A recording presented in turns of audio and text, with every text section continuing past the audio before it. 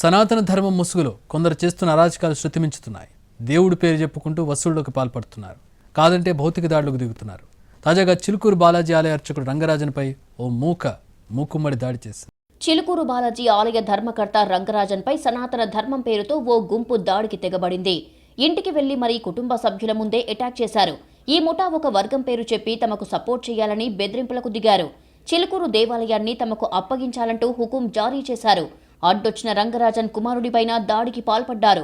రామరాజ్య స్థాపనకు మద్దతివ్వాలని కోరుతూ నమ్మించి ఇంట్లోకి వచ్చి తర్వాత జబర్దస్తీ చేశారు.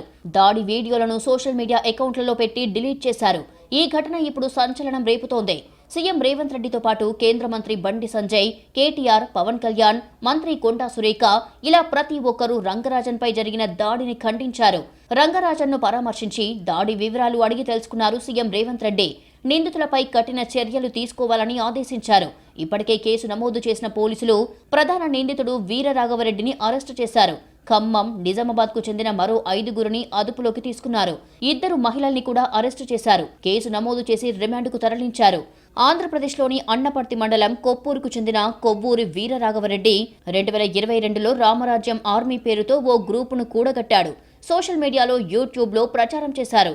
భగవద్గీత శ్లోకాలు, ప్రవచనాలు, హిందూ ధర్మ పరిరక్షణ, సనాతన ధర్మం అంటూ వీడియోలు పెట్టి ప్రచారం చేసేవారు. తాను స్థాపించిన రామరాజ్యం ఆర్మీలో చేరాలని గతేడాది 4 నెలల పాటు ప్రత్యేక రిజిస్ట్రేషన్లు స్టార్ట్ చేశాడు.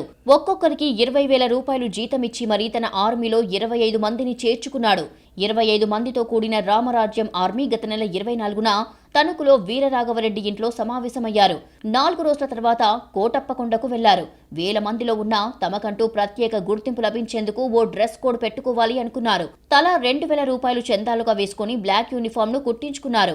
ఈ నెల 6న ఆర్మీ మొత్తం డ్రెస్ కోడ్ తో సిద్ధమై యాప్రాల్లోని ఓ వ్యక్తి ఇంట్లో సమావేశమయ్యారు. ఫోటోలు, వీడియోలు తీసుకుని సోషల్ మీడియాలో ప్రచారం చేసుకున్నారు. ఈ క్రమంలోనే చిలుకూరు టెంపుల్ అర్చకులు రంగరాజన్ ఇంటిపై అమానుషంగా దాడికి దిగారు. చిలుకూరు బాలాజీ ఆలయ ధర్మకర్త రంగరాజన్ అంటే తెలియని వారు ఉండరు. టెంపుల్ ఎంత ఫేమసో ఆయన కూడా భక్తులకు చాలా ప్రత్యేకం.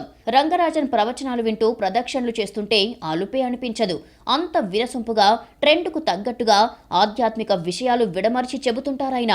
మొయినాబాద్ మండలంలోని చిలుకూరు గ్రామంలో ఉన్న ఈ గుడికి పెద్ద చరిత్రే ఉంది. ఈ ఆలయానికి పెద్దగా హంగు ఆర్భాటాలు ఉండవు. టెంపుల్ మొత్తం సాదాసీదాగా ఉంటుంది. అయినా సరే భక్తులు పెద్ద సంఖ్యలో వచ్చి దర్శనం చేసుకుంటూ ఉంటారు. ఇక్కడ మొక్కుకుంటే వీసా తొందరగా వస్తుందని చాలా మంది నమ్మకం. అందుకే వీసా బాలాజీ అని కూడా పిలుస్తారు. ఇక్కడ హుండీ ఉండదు, ప్రసాదము ఉండదు. ఇక్కడ ఏ భక్తుడైనా ఒకటే. అందరూ ఒకే వరుసలో భగవంతుని దర్శించుకోవాలి. ఇక్కడ ప్రదక్షిణలే మెయిన్. మొదటిసారి వచ్చినప్పుడు 11 సార్లు చెయ్యాలి. కోరికలు తీరిన తర్వాత ఇంకోసారి వచ్చి 108 సార్లు ప్రదక్షిణలు చెయ్యాలి. అంతే మొక్కు. గర్భాలయంలో ఉన్న దేవుణ్ణి కళ్ళు మూసుకోకుండా చూడాలి. అర్చకులే ఆ మాట చెబుతూ ఉంటారు. ఈ ఆలయ పరిధిలో రంగరాజన్ ఓ గోశాలను నిర్వహిస్తున్నారు.